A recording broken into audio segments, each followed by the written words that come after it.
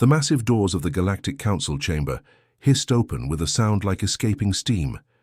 Lee Min-ho stepped through, his worn maintenance coveralls looking shabby against the polished marble that stretched endlessly in all directions. Above him, the domed ceiling showed a live feed of swirling nebulae and distant star systems, reminding everyone present of the vast galaxy they governed. Hundreds of alien beings filled the amphitheater-style seating, their conversations creating a symphony of clicks, whistles, and harmonic tones.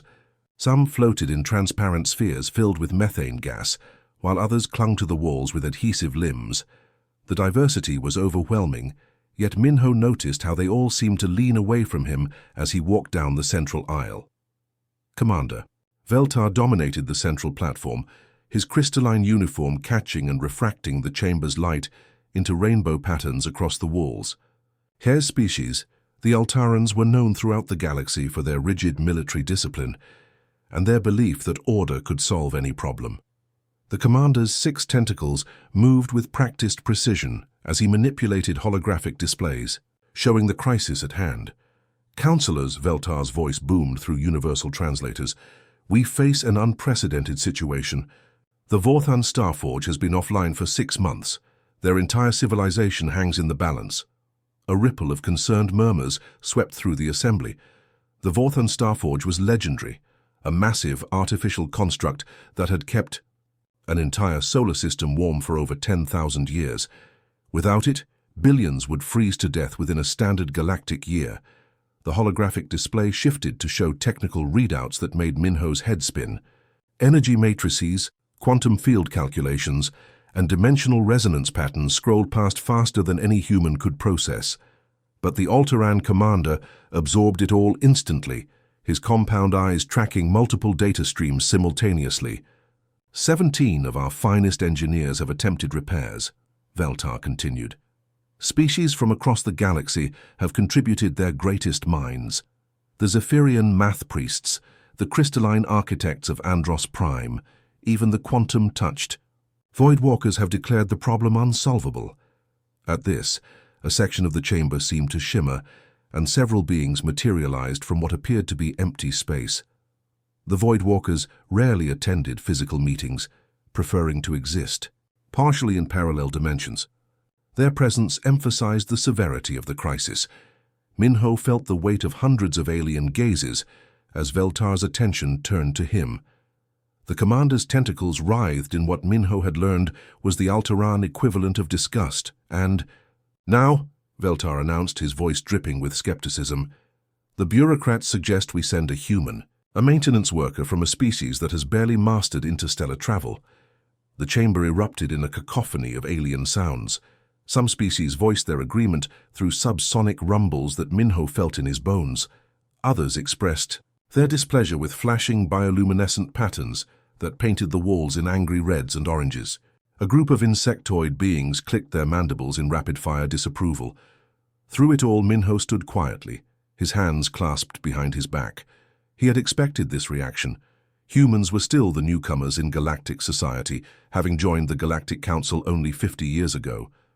Most alien species viewed them as an oddity, a primitive race that had somehow stumbled into space travel without developing the sophisticated mathematics or energy manipulation abilities that characterized truly advanced civilizations. The Vorthan. Ambassador rose from his position near the front of the chamber. Standing nearly 4 meters tall, his body was composed entirely of living metal that flowed and shifted like mercury. When he spoke, his voice resonated like massive gears grinding together, creating harmonics that most species found beautiful but that made human teeth ache. "The crisis grows worse by the day," the ambassador declared. "Our children are already showing signs of thermal shock. Our agricultural systems are failing as our planet's core temperature drops. We are desperate, yes, but desperation does not excuse foolishness." The living metal of his form darkened, showing his emotional state. 17 of the galaxy's greatest minds have studied our Starforge, beings whose intelligence spans dimensions we cannot even perceive, mathematical entities that exist as pure thought, quantum engineers who manipulate reality itself. All have failed. What possible contribution could this humans make to such a complex problem? Minho felt the moment stretch out. Every being in the chamber was waiting for his response. He could feel their doubt, their frustration, their barely contained panic about the Vorthan crisis. Some species had already begun calculating the refugee crisis that would result from an entire solar system becoming uninhabitable. Instead of launching into technical explanations or defensive arguments, Minho simply looked up at the nearest viewing screen, which showed his small transport ship docked at the station's human quarter. The vessel looked tiny and primitive compared to the sleek alien craft surrounding it, but it had carried him safely across half the galaxy. "Commander," Minho said, his voice steady despite the magnitude of the moment, "I've spent the past 3 months studying every technical report your engineers have filed. I've reviewed the quantum matrices, the dimensional calculations, the energy flow patterns. I understand why they failed." The chamber fell silent. Even the background hum of life. Support systems seemed to quiet. "The problem isn't that the Starforge is too complex to fix," Minho continued. "The problem is that everyone's been trying to fix it the same way. Sometimes the solution isn't more advanced mathematics or higher dimensional thinking. Sometimes you just need to approach the problem from a completely different angle." He gestured toward his transport ship. "That little vessel got me here using principles that most of your species discarded millennia ago as too simple. But simple doesn't mean ineffective. Sometimes a fresh perspective is exactly what's needed."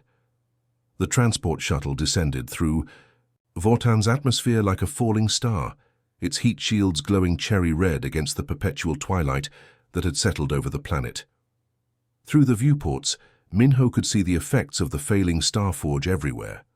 Ice crystals had begun forming on the tropical ocean surfaces, and the once lush forests were turning brown as temperatures plummeted day by day. Kim Jisoo pressed her face against the window, her breath fogging the reinforced glass. As the human liaison officer, she had seen many alien worlds, but none in such desperate condition. "Look at those cities," she whispered. "They're actually moving." Below them, massive Vorthan settlements were sliding across the landscape on mechanical legs, each one the size of a mountain. The metal beings had built their civilization to be mobile, but now they were all converging toward the equatorial regions, where the residual heat from their dying star still provided some warmth. "Fascinating engineering," Minho noted, watching. "The walking cities navigate around each other with practiced precision. They've turned urban planning into a dance." Their shuttle touched down at the Starforge facility with a gentle thud that sent vibrations through the landing platform.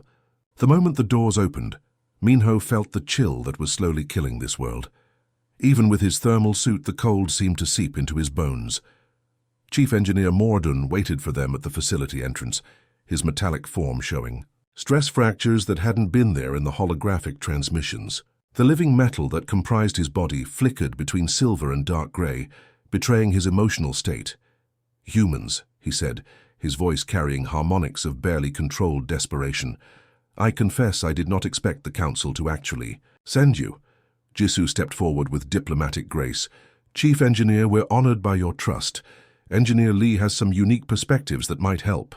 Mordun's optical sensors focused on Minho with mechanical precision.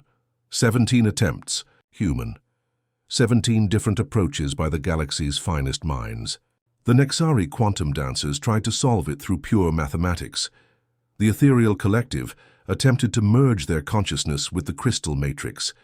Even the ancient builders sent one of their surviving architects from the core worlds. As they walked toward the main entrance, Minho noticed small maintenance robots scurrying around the facility like metal insects. They were desperately trying to keep systems running, but many had simply shut down from the cold. Their motionless forms littered the walkways like mechanical casualties. The entrance to the Starforge was massive enough to swallow a small spaceship. As they descended through layers of security fields and environmental barriers, the temperature dropped even further. Emergency lighting cast eerie shadows on the walls, creating a haunted atmosphere that made even the confident Vorthans speak in whispers. "The facility extends 7 kilometers down into the planet's crust," Mordun explained, as their elevator plunged into darkness. "The main crystalline matrix chamber is at the bottom, where it can tap directly into the planet's core energy." When the elevator finally stopped, the doors opened onto a sight that took Minho's breath away. The chamber was vast beyond imagination, its ceiling lost in darkness above. But what dominated the space were the crystals themselves, towering formations that stretched up like frozen trees, each one the size of a skyscraper. They should have been blazing within a light, pulsing with the energy that kept an entire star system warm. Instead, they stood dark and silent, like monuments to a dead civilization. Smaller crystals surrounded the giants in complex geometric patterns, creating pathways and clearings throughout the chamber. The entire formation looked organic, as if it had grown rather than been built. Maintenance catwalks and observation platforms were built into the crystal structures, allowing technicians to monitor the quantum processes that should have been taking place.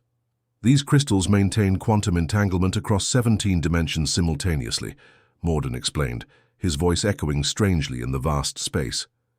Each one is connected to every other one through quantum threads that exist outside normal space-time. When properly resonating, they create a standing wave pattern that amplifies our star's energy output by a factor of 10,000. Jisoo whistled softly. That's incredible. How long did it take to build all this? 3,000 years of careful cultivation, Morden replied. The crystals are not manufactured, they are grown from quantum seed matrices. Each one must find its place in the overall pattern naturally, like cells in a living organism. Minho approached the nearest crystal formation, a towering spire that twisted gracefully toward the ceiling. Unlike his companions, he removed his gloves and placed his bare palm against the smooth surface. The crystal was cold, far colder than the ambient temperature, as if it were actively absorbing heat from its surroundings.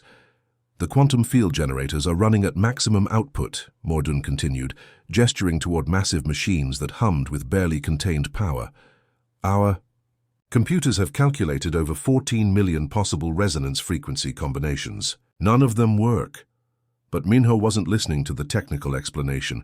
He was focused entirely on the crystal under his hand, his eyes closed in concentration. After a moment, he moved to the next formation, then the next, touching each one and pausing as if listening to something the others couldn't hear. The Vorten engineers watched with growing anxiety. Their optical sensors tracked Minho's every movement, analyzing his biometric readings for any sign of what he might be detecting. But their instruments showed nothing unusual, just a human touching their most sacred technology with his primitive organic hands. Your computational approach assumes the crystals operate on pure mathematical principles, Minho observed after several minutes of this strange ritual. He turned to face Morden, his expression thoughtful. What if they don't? The chief engineer's form flared bright silver with shock. Impossible! Everything in the universe follows mathematical laws, energy, matter, space, time, all governed by equations we can calculate and predict.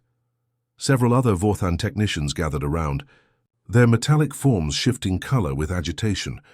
To suggest that their greatest achievement might operate outside mathematical principles was like suggesting that gravity might not work consistently. Minho smiled slightly, still keeping one hand pressed against the crystal surface. Everything follows patterns, you're right about that, but not all patterns are mathematical. Some are musical, some are emotional, some are, well, alive. He gestured toward the vast crystal forest surrounding them. These aren't just quantum field generators, they're more like a symphony orchestra, except each instrument is the size of a building, and the music they play exists in 17 dimensions at once. Your computers are trying to conduct this orchestra by calculating every single note. But what if the crystals need something else? What if they need to feel the rhythm instead of computing it? The moment Minho reached for the first monitoring cable, every Vorthan in the chamber froze. Their metallic forms went rigid with shock as he calmly unplugged the quantum field analyzer from its crystal interface. The device had been running continuously for 6 months, collecting data that filled entire computer banks with calculations. Stop! Chief Engineer Morden's voice cracked like breaking metal. His optical sensors flared bright red as he rushed forward. Those instruments are worth more than your entire planet's technology budget. But Minho had already moved to the next monitoring station. With steady hands, he disconnected the dimensional resonance scanner, then the harmonic frequency detector, then the quantum entanglement mapper. Each disconnection sent alarm signals through the facility's computer network, creating a symphony of warning beeps and flashing lights. Jisoo stepped between Minho and the increasingly agitated Vorthans. "Chief Engineer, please trust us. Lee knows what he's doing." "Trust." Technical advisor Zephra's voice rose to a metallic shriek. Her silver form had darkened to almost black with distress. "He's destroying 6 months of critical data collection." "Those instruments are our only way to understand what's happening in the quantum matrix." Around the chamber, maintenance robots that had been dormant suddenly activated, their sensors detecting the disconnection of major systems. They scuttled across the catwalks like confused metal spiders, trying to restore connections that Minho kept removing. The sight was almost comical. Tiny robots chasing after a human who seemed determined to undo everything they'd built. "The instruments aren't helping," Minho said as he unplugged the final monitoring device. "They're actually making the problem worse. All this electronic noise is interfering with the crystal's natural resonance patterns." The chamber fell into an eerie quiet as the last of the humming machinery went silent.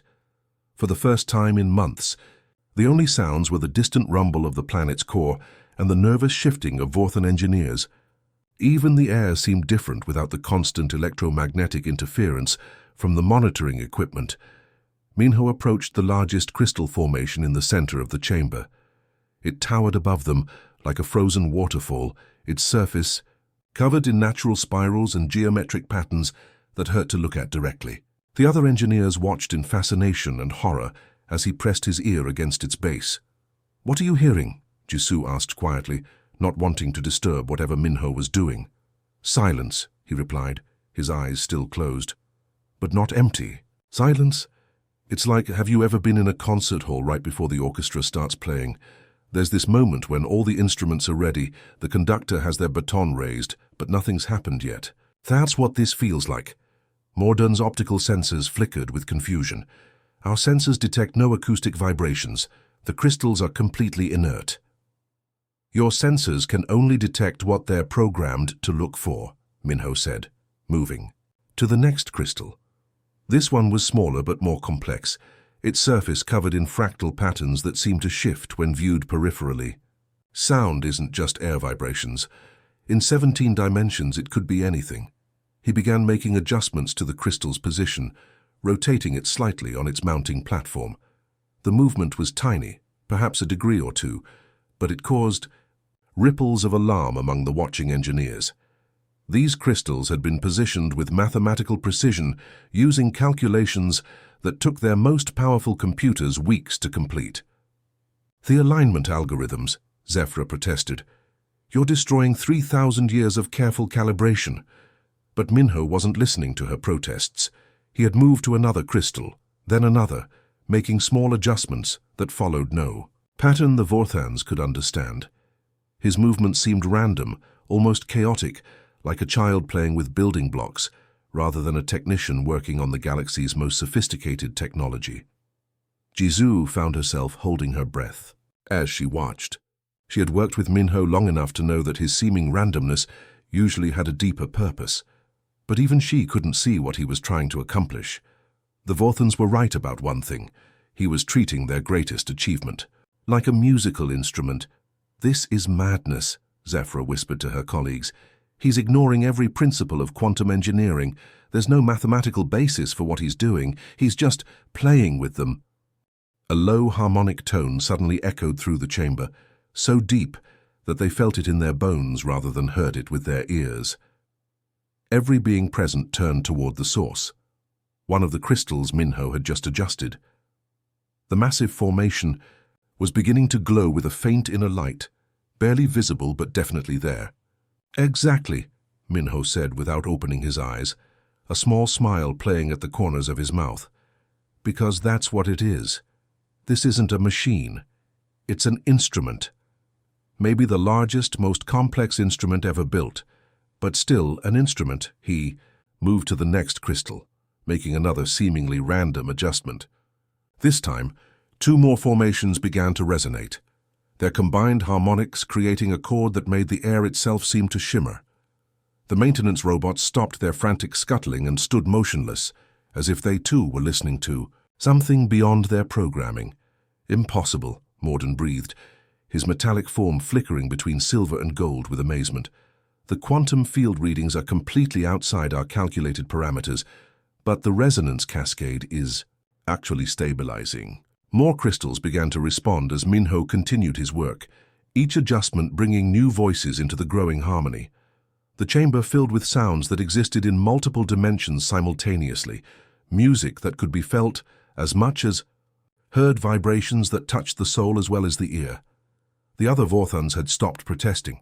They stood transfixed as their ancient star forge began to sing for the first time in 6 months, its crystal voices joining together in a symphony that no computer could have calculated or predicted. It was beautiful and terrifying and completely impossible, according to everything they thought they knew about quantum engineering, but it was working. The moment arrived like thunder breaking across the universe itself.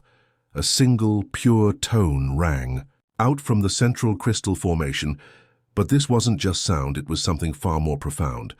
The harmonic traveled through dimensions that normal physics couldn't touch, rippling across space-time like a stone thrown into a cosmic pond. Every being in the chamber felt it in their bones, their circuits, their very souls. Then the light began.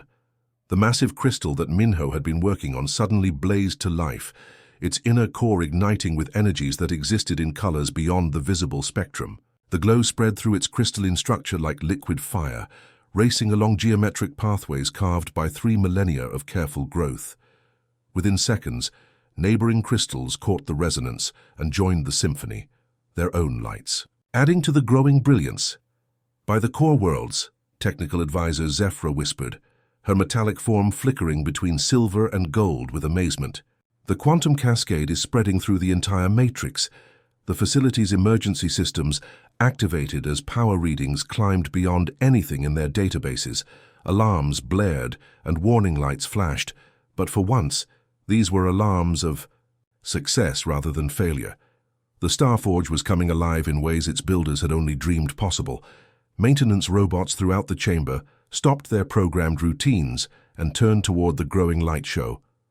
Their simple sensors couldn't fully process what they were witnessing, but their basic pattern recognition systems detected something unprecedented. The machine they had been built to maintain was finally working as intended. Above ground, the effects were immediately visible. Vorthan's primary star, which had been dimming for months, suddenly flared with renewed intensity. The artificial amplification field generated by the Starforge was not just restoring the star's previous output, it was boosting it to levels higher than anyone had recorded in living memory. Through the facility's communication systems, reports began flooding in from across the planet. The walking cities that had been slowly converging on the equatorial regions stopped their desperate migration as temperatures began to rise. Ice that had been forming on the tropical oceans started to melt. Plants that had been dying from the cold began to show signs of recovery within hours. Chief Engineer Mordoun stood transfixed as his sensors registered power levels that shouldn't have been possible. His optical array flickered rapidly as he tried to process the data streams flowing from the reactivated Starforge. "The resonance frequencies are completely outside our calculated parameters," he said, his voice filled with awe and confusion. "According to every mathematical model we've developed over 3,000 years, this configuration should be unstable. It should have collapsed into quantum chaos within nanoseconds. But instead of chaos, the crystal formations sang with perfect harmony. Each massive structure had found its place in a symphony that spanned 17 dimensions, creating patterns of energy flow that were as beautiful as they were impossible to predict mathematically." Minho opened his eyes and stepped back from the central crystal, wiping sweat from his forehead despite the chamber's frigid temperature. The work had been more exhausting than any physical labor. Reading the quantum resonances through touch and intuition had pushed his human nervous system to its limits. Jisoo activated her recording equipment, documenting everything for the historical archives. "This is incredible, Lee. How did you know it would work? What told you that the crystals needed to be adjusted this way?" Around them, the crystal forest continued its dimensional song, each formation adding its voice to the growing harmony. The light show was spectacular. Waves of energy cascaded through the crystalline structures like aurora displays, painting the chamber walls in colors that had no names in any known language. Humans evolved as pattern hunters, Minho explained, his voice carrying clearly despite the harmonic resonances filling the air. For millions of years, our survival depended on recognizing patterns that weren't obvious. The sound of a predator, moving through tall grass, the rhythm of seasonal changes, the subtle differences between edible and poisonous plants. He gestured toward the singing crystals around them. Our brains developed to process these patterns intuitively, without conscious calculation. We feel rhythms and harmonies that pure logic misses. It's not better or worse than mathematical analysis, it's just different. A new harmonic joined the symphony as more crystals came online, their combined resonances creating something that was part music, part mathematics, and part pure energy. The Vorthan engineers watched in stunned silence as their life's work revealed capabilities they had never imagined. Your crystals weren't broken, Minho continued, moving between the formations and observing their interactions. They were just lonely. Think about it. These structures spent 3,000 years growing together, learning to work as a unified system. When something disrupted their harmony 6 months ago, they couldn't find their way back to synchronization using mathematical calculations alone. Technical advisor Zephra's form had stabilized into a warm golden hue that indicated deep curiosity rather than alarm. But how could something so advanced require such primitive methods to repair? Not primitive, Jisoo corrected gently, just different. Sometimes the most sophisticated systems need the simplest solutions. A master musician doesn't tune their instrument by calculating frequency ratios. They listen to the harmony and adjust by feel. The Star Forge continued its impossible song, its crystal voices joining together in harmonies that existed across multiple dimensions simultaneously. Power readings climbed steadily as more sections of the massive facility came online, each one adding its unique contribution to the growing symphony. Overhead, through the facility's sensor feeds, they could see Vorthan's star blazing with renewed life. The walking cities had stopped their desperate migration and were beginning to spread back across the planet's surface. For the first time in months, the Vorthan homeworld was truly warm again. The ancient technology sang with quantum frequencies that their greatest mathematical minds had never imagined, creating music that bridged the gap between science and art, between calculation and intuition, between the cold precision of machines and the warm creativity of living beings. The emergency session of the Galactic Council took place 3 months after the Vorthan Starforge incident, but the chamber looked completely different now. Where once humans had been relegated to the back rows as junior members, now they occupied places of honor alongside the galaxy's most respected species. The change was subtle but unmistakable. Representatives who had previously ignored human delegates now leaned forward when they spoke. Supreme Coordinator Thexalon, a being of pure crystallized thought from the Nexus Collective, dominated the central platform. Their form shifted between geometric patterns as they processed the massive amount of data that had accumulated since the Vorthan crisis. Esteemed delegates, Thexalon announced, their voice creating harmonic patterns that the universal translators converted into dozens of languages simultaneously. We convene today to address developments that challenge our fundamental understanding of intelligence itself. Holographic displays materialized throughout the chamber, showing success stories from across the galaxy. Human engineers working alongside alien technicians, solving problems that had stumped civilizations for centuries. The images were compelling, humans crawling through massive alien machinery, their hands pressed against crystalline surfaces, their faces showing the intense concentration of someone listening to patterns that sophisticated sensors couldn't detect. Lee Minho stood at attention in the human delegation section, his new blue uniform of a council technical advisor still feeling unfamiliar. The past 3 months had been a whirlwind of assignments across the galaxy. Word of the Vorthan's success had spread quickly, and suddenly every major civilization wanted human consultants for their most challenging technical problems. The implications are staggering, Thexlon continued, their crystalline form pulsing with excitement. Humanity possesses a form of intelligence we never recognized, intuitive pattern synthesis that transcends computational logic. They can perceive harmonies in chaos, find rhythm in randomness, and detect connections that our most advanced analytical systems miss entirely. Kim Jisoo had been promoted to head the newly created Human Integration Department, a position that made her one of the most influential beings in galactic politics. She stood beside Minho, a tablet in her hands displaying requests from over 200 alien civilizations seeking human assistance with various technical challenges. A ripple of amazement swept through the chamber as Thexlon shared the statistics. In just 3 months, human-alien collaboration teams have solved 47 previously impossible engineering problems. The Zephyrian Collective's dimensional fold generators are now operating at 300% efficiency. The crystal builders of Andros Prime have successfully grown their first stable quantum architecture in over a millennium. Even the ancient builders have requested human consultants for restoration projects in the core worlds. The transformation in attitudes was remarkable. Species that had viewed humans as barely civilized newcomers now competed for their attention. Diplomatic pouches filled the human embassy daily, containing formal requests for technical assistance, cultural exchange programs, and joint research initiatives. Commander Veltar rose from the Altaran delegation, his crystalline uniform now bearing new insignia that marked him as an advocate for interspecies cooperation. The tentacled being who had once dismissed humanity as primitive now carried himself with the careful respect of someone who had learned to value different perspectives. The Altaran Empire formally requests human consultants for our stalled terraforming projects, he announced, his voice carrying none of its previous arrogance. Our mathematical models for atmospheric manipulation have reached their limits.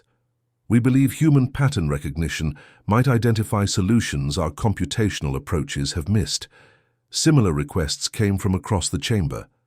The methane-breathing volatiles needed help with their energy distribution networks. The insectoid hive clusters wanted assistance optimizing their planetary manufacturing systems. Even the mysterious voidwalkers, who rarely interacted with physical reality, had sent representatives seeking human input on their dimensional research. Minho stepped forward when called upon, his voice carrying easily across the vast chamber. Honored delegates, we are grateful for this opportunity to contribute to galactic civilization. But true collaboration requires more than just technical skills. We'll need to learn your languages, understand your customs, and respect your cultures. The best solutions come from teams that truly understand each other. Behind him, other human representatives nodded in agreement. The past months had taught them that their pattern recognition abilities worked best when combined with deep understanding of the alien systems they were trying to fix. It wasn't enough to feel the rhythm of a quantum matrix. They needed to understand the cultural and historical context that had shaped its development. Jisoo activated her presentation system, filling the chamber with images of proposed collaboration programs. We suggest starting with joint training facilities where human intuition can be combined with alien analytical capabilities. Teams of mixed species working together on challenging projects, learning from each other's strengths. The response was overwhelmingly positive. Delegates from across the galaxy pledged resources, facilities, and personnel for the new cooperation initiatives. The chamber buzzed with excited conversations as species began planning joint projects that would have been unthinkable just months earlier. As the session progressed, it became clear that something fundamental had shifted in galactic civilization. The discovery that intelligence could take forms other than pure computational logic had opened new possibilities for every species present. Problems that had seemed unsolvable using traditional mathematical approaches now had potential solutions through human pattern recognition combined with alien technical expertise. Research vessels were already being dispatched to human space, carrying alien scientists eager to study human neural patterns and cognitive processes. Universities across the galaxy were establishing new departments focused on intuitive problem-solving techniques. The rigid hierarchies based on computational capability were giving way to more flexible organizations that valued different types of intelligence. Near the session's end, reports arrived of breakthrough discoveries happening in real time across the galaxy. Human-alien teams were unlocking secrets of ancient technologies, solving energy crises, and even making progress on challenges that had puzzled civilizations for millennia. The success rate was unprecedented in galactic history, the age of human-alien. Cooperation had truly begun, built not on humanity's technology or military might, but on their unique ability to find solutions where pure logic failed. In recognizing the value of intuitive pattern recognition, the galaxy had discovered that intelligence itself was far more diverse and powerful than anyone had previously imagined. As delegates filed out of the chamber, planning the collaborative future that lay ahead, it was clear that the galaxy would never be the same. The combination of human intuition and alien technical sophistication promised to unlock possibilities that neither could achieve alone. The end.